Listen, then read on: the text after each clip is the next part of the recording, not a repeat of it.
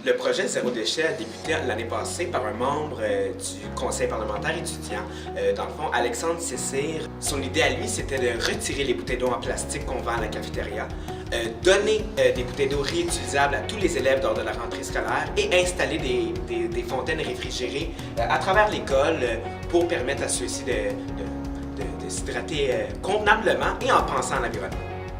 Le 15 mars dernier, en préparation à la semaine de l'environnement, les élèves du conseil parlementaire ont décidé de faire un flash mob pour supporter tous les gens qui étaient en grève pour l'environnement. Maintenant, nous allons terminer notre minute de silence en l'honneur de la planète. On a aussi offert une activité de pancarte, de confection de pancartes, qui ont été affichées partout à travers l'école pour sensibiliser les gens sur l'environnement.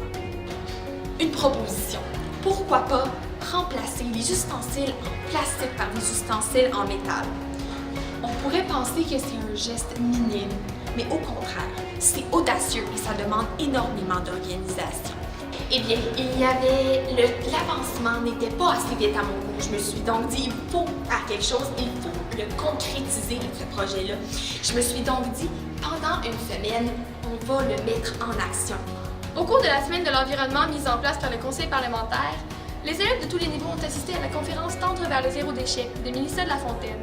La semaine fut aussi marquée par l'exposition de photos de paysages sur papier recyclé, la diffusion de vidéos chocs sur les écrans de l'école et l'activité Trash Tag Challenge, une véritable réussite. Nous avons aussi fait de la prévention en ce qui concerne les véhicules et leur pollution encore dans notre stationnement. Des pamphlets ont été distribués aux parents et leur sensibilisation a déjà eu un certain impact. Eh bien, une semaine plus tard, le projet a fonctionné.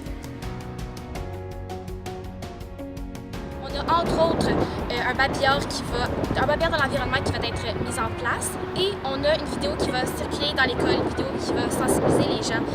Ça démontre enfin que l'environnement est vraiment une priorité à l'Académie Sainte-Thérèse.